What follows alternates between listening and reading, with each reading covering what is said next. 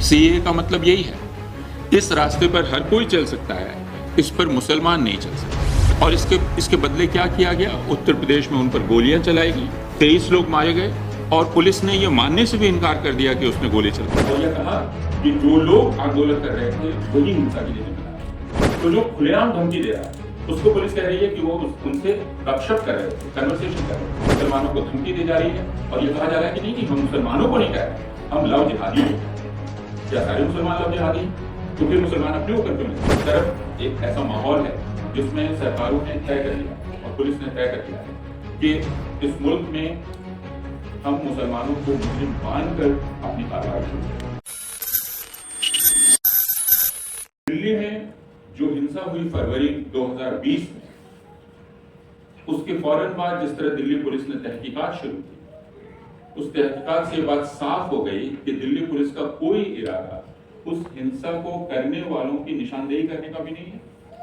उनको पकड़ने, उनको सजा दिलाने की कोशिश करना तो बहुत दूर की बात है। उसने एक तरह से पूरे मामले को सर के बल खड़ा कर दिया और यह कहा कि जो लोग आंदोलन कर रहे थे वही हिंसा के लिए जिम्मेदार है। मुझे अब तक याद है कि पुलिस का तर्क क्या था। पुलिस का तर्क यह था कि आखिरकार रोड जाम क्यों की गई, रोड जाम से हिंसा हो। हमने पुलिस से यह कहा कि फर्ज कीजिए कि रोड जाम आपको गलत लगता है कि हमने रोड सड़क जाम की अपना विरोध जाहिर करने के लिए। हालांकि हिंदुस्तान में यह चीज न जाने कब से होती आई है। हम सारे लोग जो छात्र आंदोलनों में रहे हैं, हमने अपनी मांग पर जोर डालने के लिए कितनी बार सड़क जाम की, यह मुझे याद भी नहीं। लेकिन अगर आपको यह गलत लगता है तो यह पुलिस के अख्तियार में था कि वह रोड खाली करवाए। यह कोई दूसरी भीड़ नहीं कर सकती, कोई प्राइवेट सिटीजन नहीं कर सकता कि मैं एक विरोध कर रहा हूं, इस विरोध को एक दूसरी भीड़ आकर खत्म करे। इसका हक उसको नहीं है। लेकिन दिल्ली पुलिस का कहना था कि नहीं, आपने जो रोड जाम किया इस वजह से दूसरे लोगों में गुस्सा भड़का, तो उनके गुस्से के लिए आप जिम्मेदार हैं। जो हिंसा हुई उसके लिए आप जिम्मेदार। अब ये एक बहुत अजीबोगरीब तर्क है। और हम ये जानते हैं कि यह तर्क क्यों दिया गया। जब उनसे यह पूछा गया कि भाई जो लोग आपके अफसरान की मौजूदगी में कह रहे थे कि अगर पुलिस ने सड़क खाली नहीं कराई तो हम करा देंगे, आपने क्या उनसे पूछताछ की है? तो पुलिस का कहना था कि नहीं, वो तो हमसे बातचीत करे। जो ऑन रिकॉर्ड है पुलिस, वो ये कह रही है कि नहीं, उसको धमकी नहीं कहना चाहिए, वो हमसे कन्वर्सेशन कर रहे। तो जो खुलेआम धमकी दे रहा है उसको पुलिस कह रही है कि वो उनसे गपशप कर रहे थे, कन्वर्सेशन कर रहे थे। और जो औरतें 2 महीने 2.5 महीने से उस ठंड में बैठी हुई थी, धरना दिए हुए अपनी मांग लेकर, यह कहा जा रहा है कि उन औरतों की आड़ में, उनके पीछे हिंसा की साजिश की जा रही है। हम सारे लोग जानते हैं कि दिल्ली पुलिस को भी मालूम है, हर किसी को मालूम है कि यह कुतर्क है और यह झूठ है और यह झूठ जानबूझकर बोला जा रहा है। और यह बात इससे भी साबित होती है कि उसके बाद ऐसे हर मामले में जिसमें कोई एक मुसलमान शामिल हो, दिल्ली पुलिस का बल्कि हिंदुस्तान के ज्यादातर राज्यों की पुलिस का रुख क्या रहा। अगर मोहम्मद जुबैर ने ये एक्सपोज किया सोशल मीडिया पर कि फला साहब मुसलमानों के खिलाफ नफरत फैला रहे हैं, तो मोहम्मद जुबैर पर इल्जाम लगाया गया कि वो ये बात क्यों कह रहे हैं, क्योंकि उनके इस बात के कहने से समाज में तशद्दुद बढ़ रहा। अब इस पूरे तर्क को समझ जाए कि मेरे खिलाफ नफरत फैलाई जा रही है, मैं कह रहा हूं मेरे खिलाफ क्यों नफरत फैलाई जा रही है, तो पुलिस कहती है आप क्यों कह रहे हैं कि आपके खिलाफ नफरत फैलाई जा रही है। इसी बात से तशद्दुद फैल रही है। जो नफरत फैला रहा है वो तो फैला रहा है, उसको फैलाने दीजिए। वो गलत कर रहा है, सही कर रहा है, वो अलग बात। तो ये जो पूरा माहौल है, और आज जब हम यहाँ बैठे हुए हैं तो कल उत्तराखंड में एक महापंचायत का ऐलान है, एक महापंचायत होने वाली है। उसके पोस्टर्स लगे हुए हैं, सोशल मीडिया पर वीडियोस घूम रहे हैं, मुसलमानों को धमकी दी जा रही है और ये कहा जा रहा है कि नहीं, हम मुसलमानों को नहीं कह रहे, हम लव जिहादियों को कह रहे हैं। क्या सारे मुसलमान लव जिहादी हैं? तो फिर मुसलमान अपने ऊपर क्यों ले रहे हैं? हम तो लव जिहादियों को कह रहे हैं कि वो उत्तराखंड छोड़ दें, हम मुसलमानों को नहीं कह रहे। और महाराष्ट्र के मुख्यमंत्री कह रहे हैं कि औरंगजेब की औलादें इस मुल्क में तशद्दुद फैलाना चाहती हैं। तो चारों तरफ एक ऐसा माहौल है जिसमें सरकारों ने तय कर लिया है और पुलिस ने तय कर लिया है कि इस मुल्क में हम मुसलमानों को मुजरिम मानकर अपनी कार्रवाई शुरू करेंगे। ये तय किया जा चुका है। हम इस जगह पहुंच चुके हैं। अब यह जेनोसाइड है, जेनोसाइड की शुरुआत है, उसका पहला कदम है, दूसरा कदम है, इस पर हम बहस कर सकते हैं।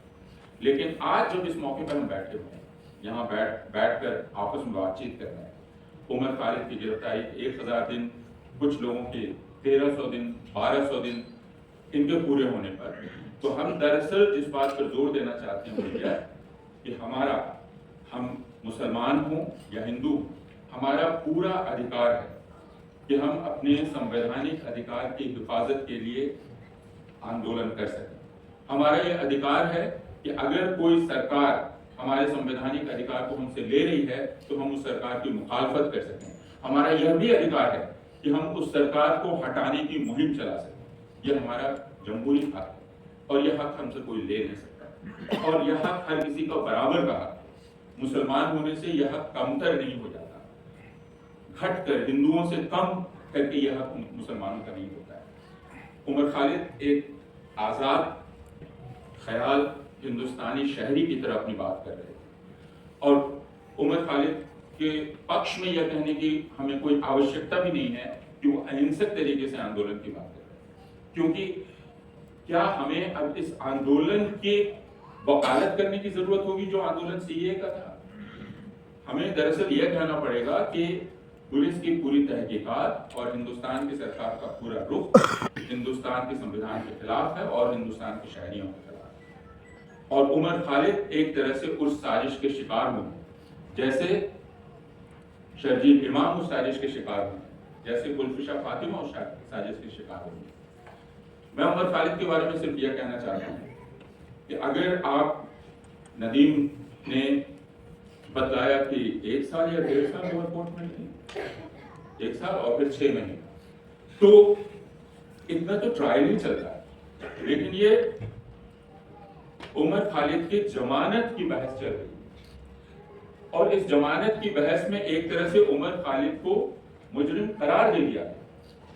यह कहा गया कि उमर खालिद अगर खामोश थे तो उस खामोशी में चालाकी है। क्यों?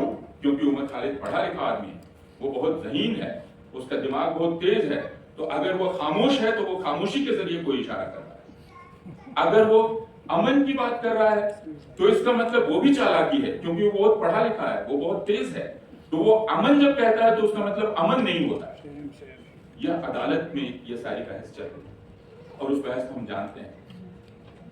उमर खालिद को 2016 से तय कर लिया गया कि एक ऐसा प्रतीक बना दिया जाएगा कि अगर मुसलमान नौजवान, शिक्षित मुसलमान नौजवान आत्मविश्वास के साथ आजाद दिमाग की तरफ बात करेगा तो उसे इस हिंदुस्तान में आजाद नहीं रहने देगा। उमर खालिद को इसका प्रतीक बनाया गया कि यह मजाल कैसे है एक मुसलमान नौजवान की कि वह सर उठाकर अपनी आजाद ख्याली का इजहार कर सके और बराबरी के स्तर पर दूसरों से बर्ताव का दावा करे। यह मजाल कैसे है एक मुसलमान नौजवान? उमर खालिद को इसका प्रतीक बनाया गया। बाकी जितने लोग हैं वे उसी श्रेणी में आते हैं, चाहे शर्जील हो या गुलफिशा फातिमा हो। आपकी मजाल कैसे हुई कि आप अपने हक का दावा करें और आप उस पर जोर दें और उसके लिए मुहिम चलाएं? उसका जवाब यह है कि हम सारे लोग अपने हक का दावा करें, जो हमारा हक है इस मुल्क में, और वो बराबरी का हक है। और उसके लिए हमें किसी से प्रार्थना नहीं करनी, हमें ये नहीं बताना है कि नहीं हमारे पुरखे यही दफन हैं इसलिए मुल्क, यह तर्क हमें नहीं देना। यह तर्क कि हमारे पुरखों ने इस मुल्क को चुना था, पुरखों ने क्या किया था क्या नहीं किया था यह अलग बात है। हम इस मुल्क में आज हैं और हमारे इस मुल्क में पैदा होने के बाद रहने की वजह से हमारा इस मुल्क पर बराबरी का हक है। यह बात अपने आप में काफी है, कोई और दलील नहीं कि नहीं हम औरंगजेब को ऐसा नहीं समझते, हम अकबर को ऐसा नहीं समझते, 1947 के बारे में हमारा यह ख्याल है।